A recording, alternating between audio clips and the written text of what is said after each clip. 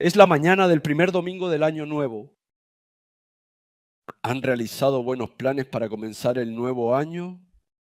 Cuando comienza un nuevo año, naturalmente sacamos a relucir algunos planes. ¿Qué haré este nuevo año? ¿Qué metas importantes quiero lograr? ¿Cómo voy a cambiar y mejorar mi vida personal? ¿Cómo puedo vivir una vida plena y satisfactoria? Hacemos varios planes, planes de dieta, planes de estudio, planes para restaurar relaciones, planes financieros. Establecer un propósito y planificarlo a fondo siempre es el primer lenguaje del año nuevo. El hecho de hacer planes en sí mismo no es algo malo, más bien puede ser una expresión de diligencia. Pero el problema es que, aunque realmente hacemos muchos planes y establecemos muchísimos propósitos, la persona, a pesar de todo, sigue siendo la misma. Por mucho que planifiquemos y nos esforcemos diligentemente para lograr nuestros grandes objetivos y metas, la persona, en su esencia, permanece fundamentalmente igual. El calendario ha cambiado, pero la actitud ante la vida sigue igual. Los objetivos se han renovado, pero el marco de pensamiento sigue siendo el mismo. Por eso, aunque repetimos resoluciones similares cada año, seguimos en el mismo lugar sin cambios en nosotros mismos. A menudo decimos que este año viviremos con más empeño, pero quizás la pregunta más importante sea esta. ¿Realmente he intentado cambiar? El hecho de que el entorno cambie y las circunstancias sean diferentes no significa que la persona cambie automáticamente, porque el verdadero cambio no comienza con las condiciones externas, sino desde el interior. Si tus pensamientos siguen siendo los mismos, tus decisiones también lo serán. Y si tus decisiones no cambian, la dirección de tu vida tampoco podrá cambiar jamás. Por eso, aunque tengas muchos planes, los frutos son pocos y aunque tus resoluciones sean grandes, tu constancia suele ser breve una y otra vez. En el momento en que estableces el propósito de año nuevo simplemente como un plan para vivir mejor, vuelves a quedar atrapado en tu propia voluntad y cálculos. Sin embargo, cuando pones el propósito en el cambio, las preguntas cambian. Ya no te preguntas qué más vas a conseguir, sino en qué tipo de persona te vas a convertir. Solo una persona transformada puede tomar decisiones diferentes a las de antes y solo una persona transformada puede establecer nuevos estándares como propósito de su vida. Al final, quien conoce la dirección no es quien tiene muchos planes, sino quien ha cambiado. Al comenzar este nuevo año, debemos ser un poco más honestos y sinceros con nosotros mismos. ¿Te vas a quedar solo en hacer planes o vas a avanzar hacia convertirte en una persona diferente? El nuevo año que se aproxima no nos pide un horario más detallado y riguroso, sino una decisión mucho más profunda y significativa de cambio verdadero.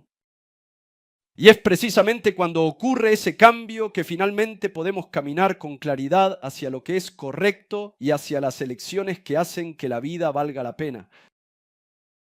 La verdadera línea de partida del año nuevo no está en el plan, sino sobre el corazón transformado de cada uno de ustedes. El ser humano creado por Dios en el principio no era un ser ansioso y carente como lo es ahora.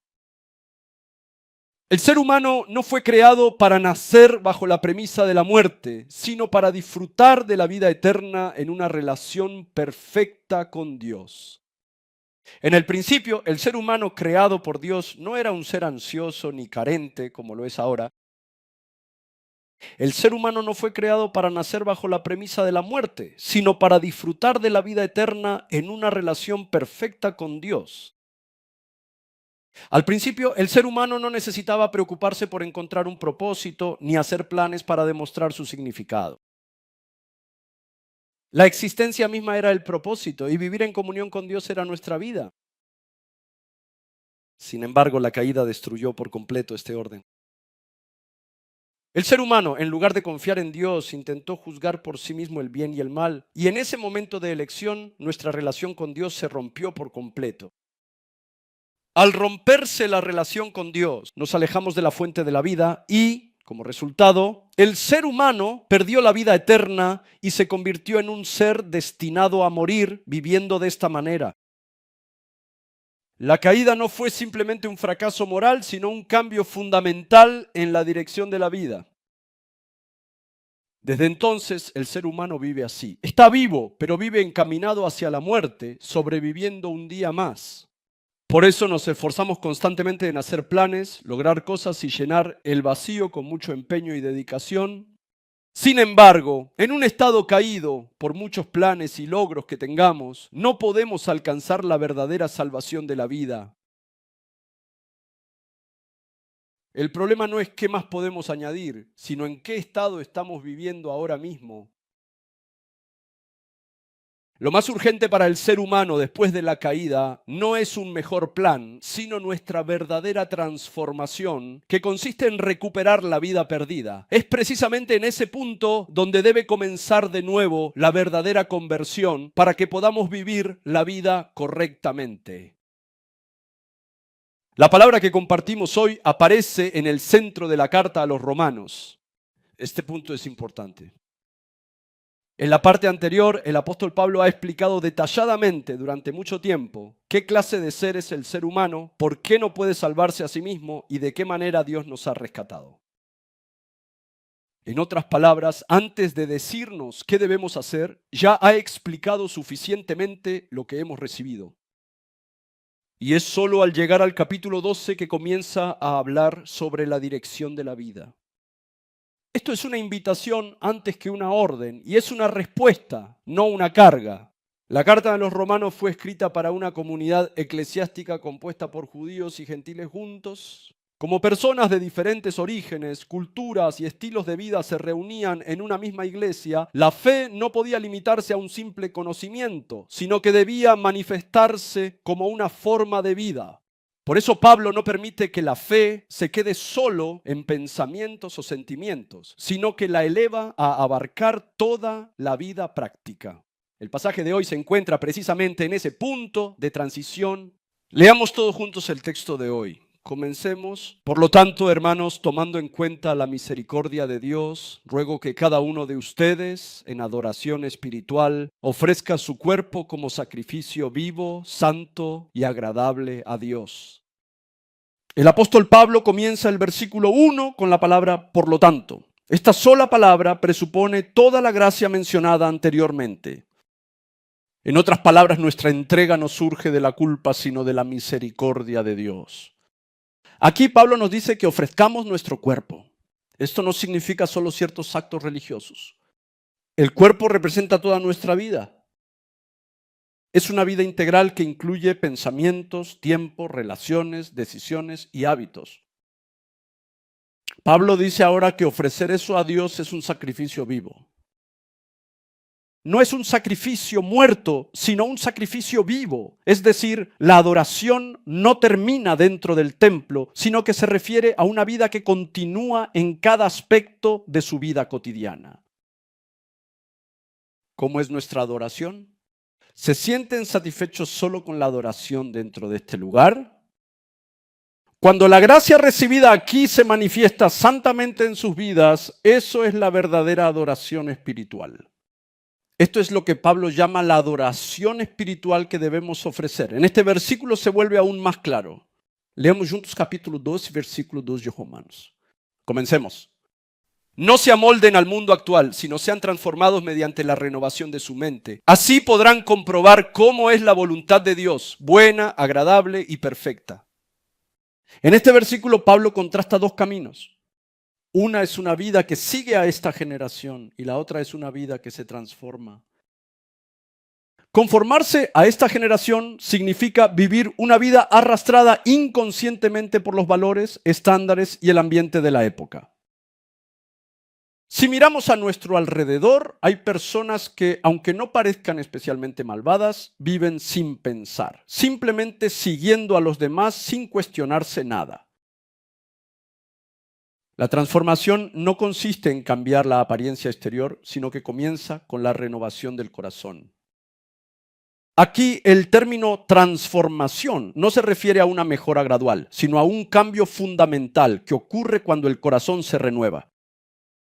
Solo cuando el corazón se renueva surge el discernimiento. Conocer la voluntad de Dios no significa acumular información, sino estar en una condición en la que se puede elegir lo que es bueno, lo que le agrada y lo que es el camino perfecto. En otras palabras, una persona cambiada puede discernir la voluntad de Dios. El hecho de que tenga muchos planes no significa que comprenda su significado. El hecho de que sea diligente no significa que obedezca. Y el hecho de que mi vida religiosa se base en la dedicación y el servicio no significa que tenga fe.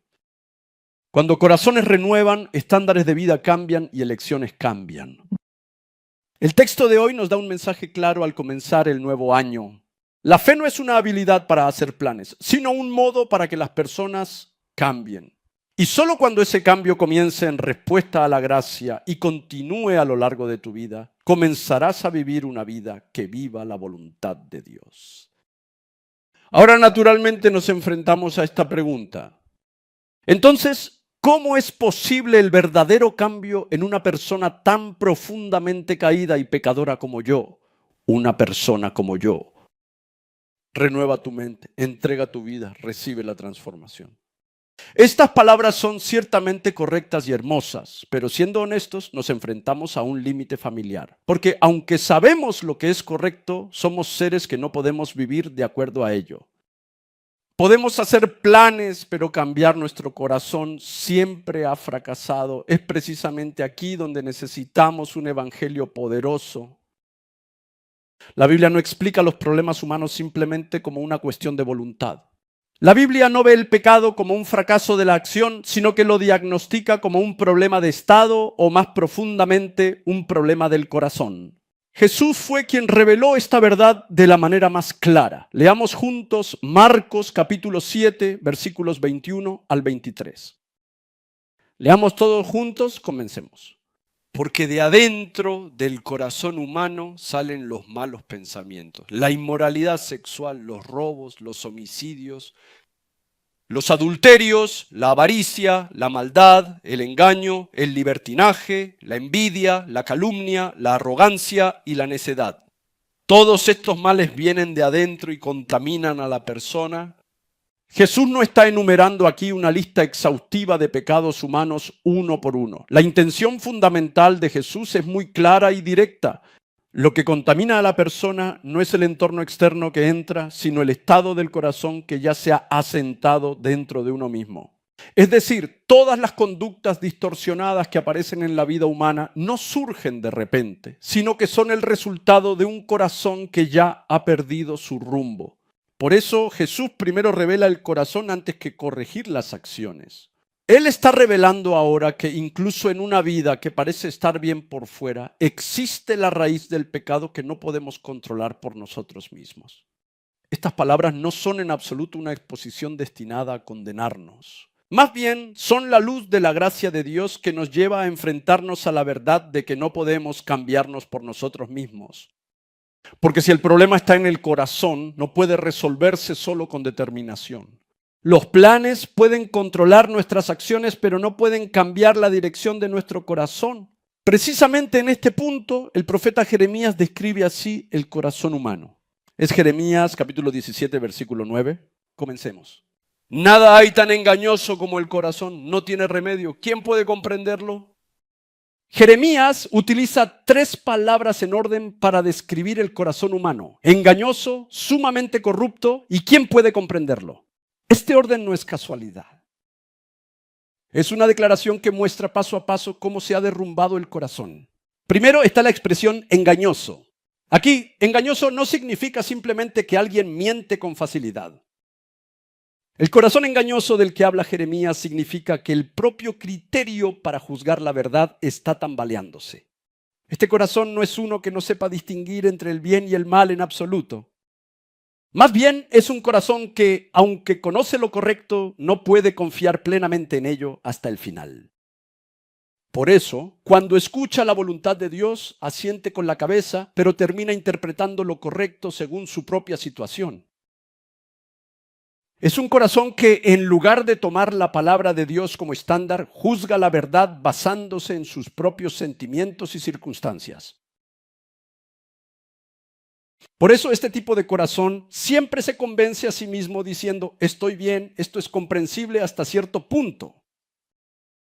Esto es un corazón engañoso. Lo siguiente es un corazón profundamente corrupto. Cuando el engaño se repite, el corazón finalmente pierde su rumbo. Decir que está corrupto no significa simplemente que se ha vuelto peor, sino que se ha desviado completamente de su propósito original. Se refiere a un estado en el que nuestro corazón, creado para confiar en Dios, se engaña pensando que puede vivir sin Él. Por eso, un corazón corrupto solo toma a Dios como una simple referencia y toma las decisiones reales de la vida según su propio juicio. Esto sucede porque he hecho de mí mismo el dueño de mi vida.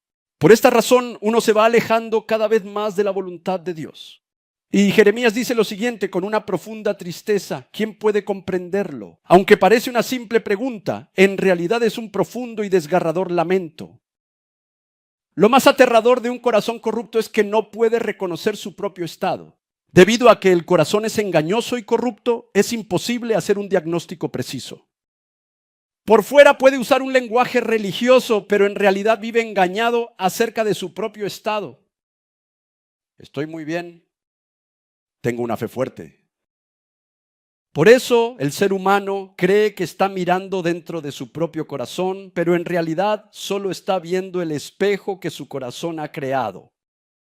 Estas palabras no son en absoluto para hacernos caer en la desesperación. Al contrario, nos muestran claramente por qué el ser humano no puede cambiar por sí mismo. Si el corazón es engañoso, corrupto y no puede conocerse a sí mismo, entonces el cambio no es una cuestión de determinación, sino de salvación.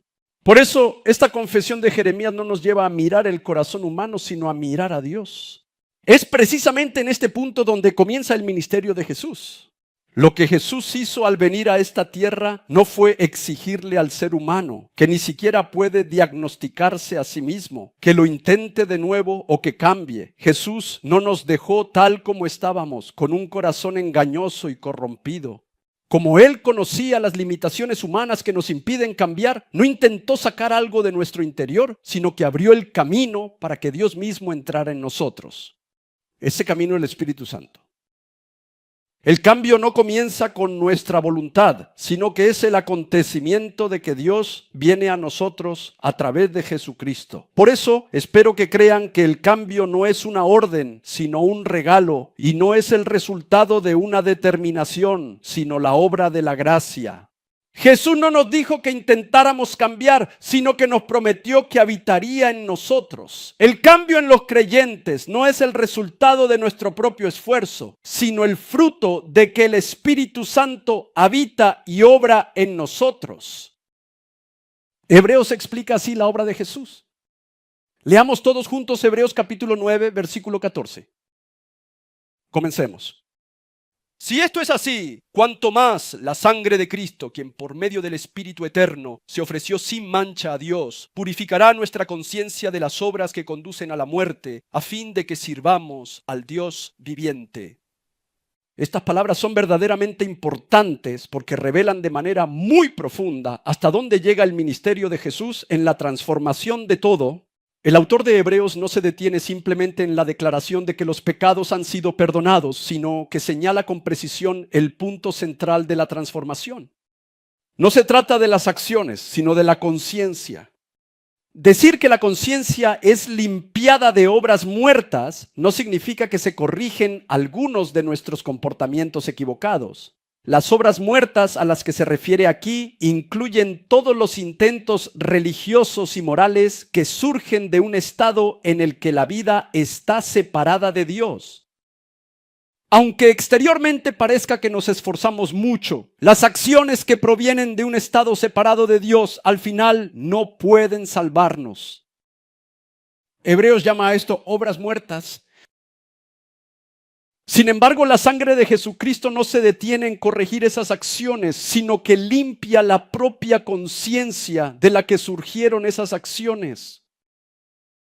En otras palabras, el cambio no viene del exterior hacia el interior, sino que es un acontecimiento en el que nuestra dirección interna cambia por completo. Es una gracia que la conciencia que estaba atada por la culpa, que se condenaba o se justificaba a sí misma, sea renovada ante la sangre de Cristo. En especial, la carta a los Hebreos enfatiza que todo esto se ha realizado por medio del Espíritu Eterno.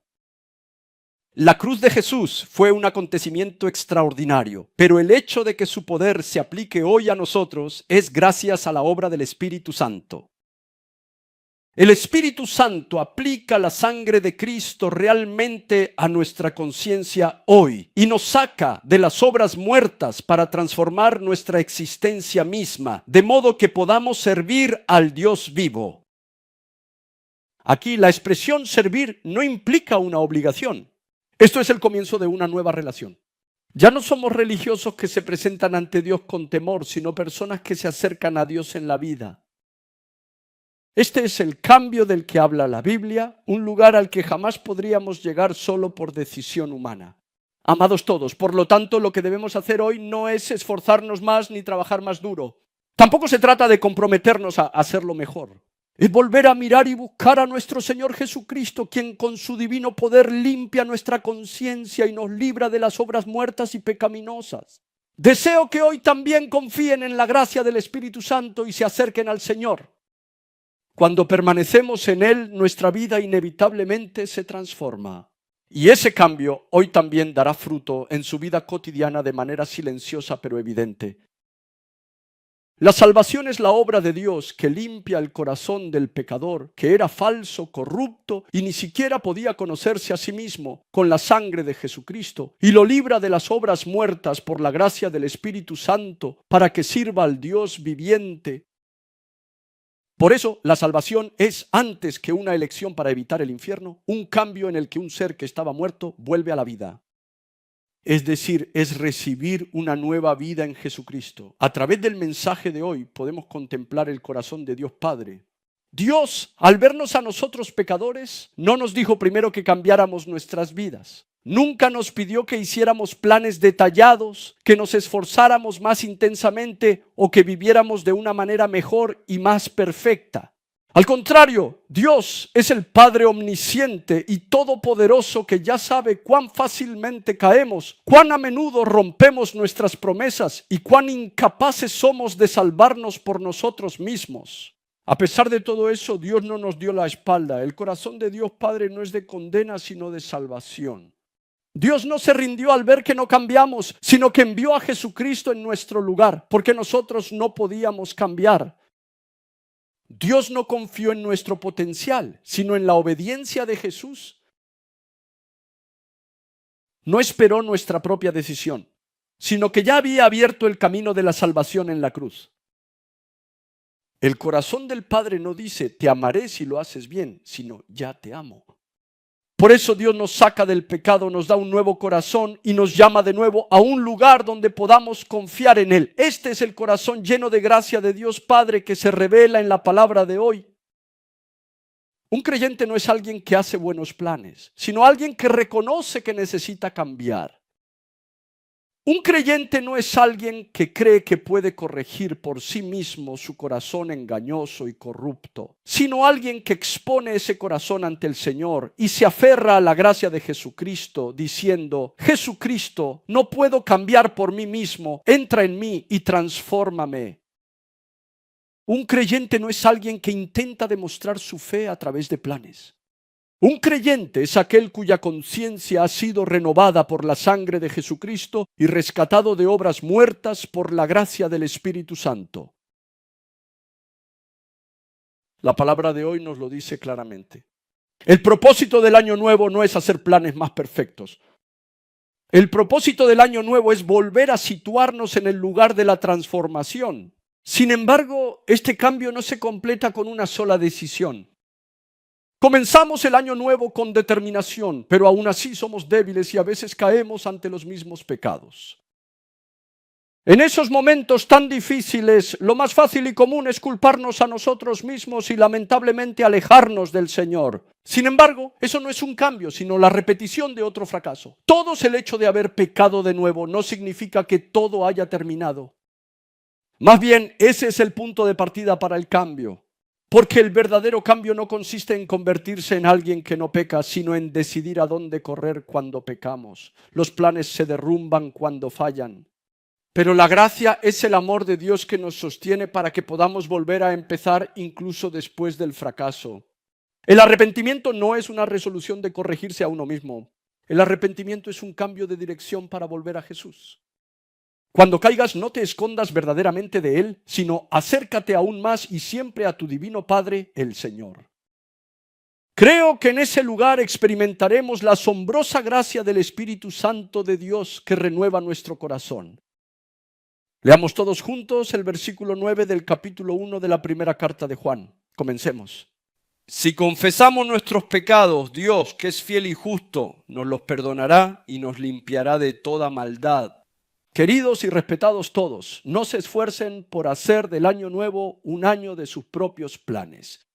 Los planes pueden fracasar, pero el cambio que viene del arrepentimiento no se derrumba. Espero que hoy ante la palabra vuelvan a acercarse a Jesús. El propósito del año nuevo no es una resolución perfecta, sino el cambio de volver a Jesús, incluso en medio del fracaso. Y creo sinceramente que ese cambio verdaderamente importante transformará completamente sus vidas. Ahora, al final de este mensaje debemos volver a observar atentamente a una persona especial. No a nosotros mismos que hacemos planes, sino a Jesucristo, quien realiza el cambio. Espero que fijen su mirada en Él. Nuestras resoluciones pueden tambalearse, pero la gracia del Señor jamás se tambalea. Nuestro corazón a menudo se derrumba, pero el Señor nunca nos ha abandonado ni una sola vez. La vida del creyente no es una vida que nos sostenemos, sino una vida en la que buscamos y suplicamos solo a Jesús. Clamar a Jesús no significa solo pedirle que resuelva nuestros problemas. Es confesarle que queremos que Él sea el Señor de nuestra vida. Solo Jesús puede renovar mi corazón. Solo Jesús puede corregir mi rumbo y solo Jesús puede transformar incluso mis fracasos en material para el cambio. Entonces hoy, aquí en este lugar, queremos volver a entregar nuestro corazón al Señor. Queremos confesar que viviremos no por planes, sino por transformación, no por determinación, sino por gracia, no por miedo, sino por fe. Ahora proclamo a aquellos que viven en Cristo Jesús. El Señor no se aferra a tu pasado para condenarte, sino que sostiene tu presente y se hace responsable de tu futuro. Creo que quien permanece en el Señor nunca vivirá en vano y que quien está en la gracia, sin duda, será transformado. Ahora concluiré el mensaje. En este primer domingo de 2026 estamos nuevamente ante la puerta de un nuevo año. Deseo sinceramente que esta palabra no permanezca solo como conocimiento para ustedes. Anhelo de corazón que se convierta en la voz de Dios que sacude su corazón y cambia la dirección de su vida. Jesús es más grande que tus fracasos, más fuerte que tus pecados, y es el Señor y Salvador vivo que te levanta a la vida incluso al final de la desesperación. Por lo tanto, no permanezcan más en el miedo. No se queden oprimidos por la frustración. Proclamo en el nombre de nuestro Señor Jesucristo que todo temor, frustración y desesperanza se alejen de sus vidas en el nombre de Jesucristo. Queridos y respetados todos, desde la línea de salida del año 2026, les digo una vez más, crean solo en Jesús. No hay otro camino. Solo Jesús es el camino, la verdad y la vida. Vivir rechazándolo a Él es el camino de la perdición, pero aferrarse a Él es el camino de la vida. No elijan una vida que va hacia el infierno, sino una vida que avanza hacia la salvación. Deseo que respondan a la voz del Señor que los llama incluso en este mismo momento. Espero que la gracia del Espíritu Santo descienda abundantemente sobre ustedes para que hoy pueda ser el comienzo. Durante todo este año 2026, que en sus corazones haya una renovación del Espíritu Santo y que en sus vidas esté la gracia de Jesucristo Espero que la luz para discernir la voluntad de Dios llene cada uno de sus pasos. Declaro y deseo que toda esta gracia y bendición abunden en todos nosotros, en el nombre de nuestro Señor Jesucristo. Dios es muy cierto. ¿Qué significado pueden tener los planes que surgen de nuestros corazones y mentes débiles, frágiles y caídos? El poder de Dios, el poder de Jesucristo, el poder del Espíritu Santo que Jesús nos ha dado como don.